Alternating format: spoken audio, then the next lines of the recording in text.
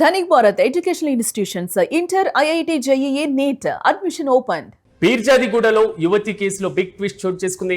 చనిపోవడానికి ముందు అర్ధరాత్రి అర్ధనగ్నంగా యువతి దేవుడు పిలుస్తున్నారంటూ కూడా పరుగులు తీసింది.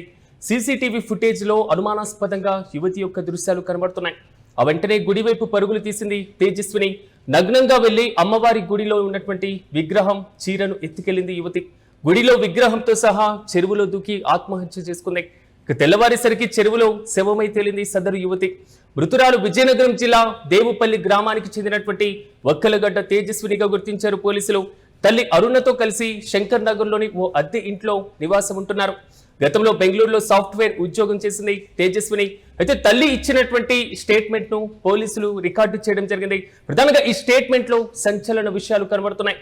గత కొంతకాలంగా యువతి ప్రవర్తనలో మార్పులు వస్తున్నట్లుగా, మరి ముఖ్యంగా పీడకలలు వస్తున్నాయంటూ తల్లికి సమాచారం ఇచ్చినట్లుగా తెలిపారు.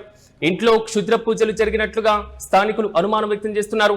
ప్రధానంగా క్షుద్ర పూజల వల్లే యువతి నగ్నంగా అర్ధరాత్రి పరిగెత్తిందని స్థానికులు అనుమానం వ్యక్తం చేస్తున్నారు.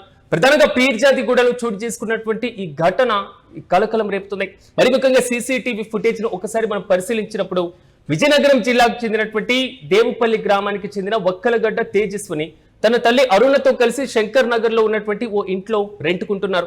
ప్రధానంగా బెంగళూరులో సాఫ్ట్వేర్ ఉద్యోగం చేసేటువంటి తేజస్విని ఇటీవల తల్లి కలిసి ఇక్కడికి రావడం జరిగింది. తల్లి తను వచ్చి ఓ ఇంటిని తీసుకోవడం, అద్దెకి ఇక్కడ ఉంటున్నటువంటి వైనం కూడా. కానీ ప్రధానంగా శుక్రవారం అర్ధరాత్రి దాటిన తర్వాత తేజస్విని తన తల్లి ఇంట్లో ఉండగానే బయట నుంచి తాళం వేసి నగ్నంగా రోడ్డు పైకి వచ్చింది. అనంతరం సమీపంలో ఉన్నటువంటి ఆలయంలోకి ప్రవేశించి అమ్మవారి విగ్రహాన్ని చీరను కూడా ఎత్తుకెళ్లడం జరిగింది. కానీ ఈ ఘటనకి సంబంధించినటువంటి దృశ్యాలు స్థానికంగా ఉన్నటువంటి సీసీటీవీ కెమెరాల్లో కూడా రికార్డ్ అయ్యాయి. ఆ తర్వాత కొద్దిసేపటికే పీర్జాదిగూడ చెరువులో తేజస్విని మృతదేహమై లభ్యం అవడం మాత్రం కొంతవరకు కలకలం రేపుతుంది. ఒకసారి మనం సీసీటీవీ ఫుటేజ్ ను పరిశీలిద్దాం. ఆ యువతి పరిగెత్తినటువంటి తీరుతో పాటుగా మానసిక పరమైనటువంటి ఘర్షణ, మరి క్షణికావేశంలో చేసిందా, లేదా నిజంగా ఏదైనా కీలకమైనటువంటి మంత్రతంత్రాలు ఉపయోగించారా, బ్లాక్ మ్యాజిక్ చేశారా అనేటువంటి అనుమానాలు కూడా వ్యక్తమవుతున్నాయి.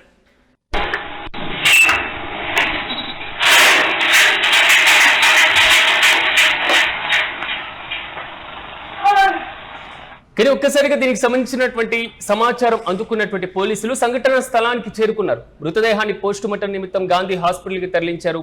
ఆ ఆలయంలో ఉన్నటువంటి విగ్రహం కోసం డిఆర్ఎఫ్ బృందాలు కూడా చెరువులో గాలింపు చర్యలు చేపట్టాయి.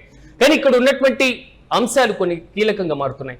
అన్ని కోణాల్లోనూ పోలీసులు దర్యాప్తు చేస్తున్నటువంటి ఘటన పైన తల్లి అరుణ మాట్లాడుతూ గత 6 నెలలుగా తన కుమార్తెకు పీడ కలలు వస్తున్నాయి, కళల్లో రక్తం కనిపిస్తుంది, ఈ విధంగా అనిపిస్తుంది అంటూ కూడా పోలీసులకు తెలిపారు. సంచలనంగా వారు ఇచ్చినటువంటి స్టేట్మెంట్ కనబడుతుంది.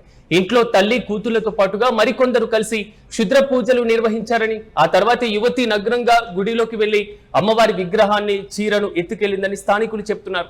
కానీ ఈ ఘటన పైన కేసు నమోదు చేసుకున్నటువంటి పోలీసులు అన్ని కోణాల్లో కూడా దర్యాప్తును ముమ్మరం చేశారు.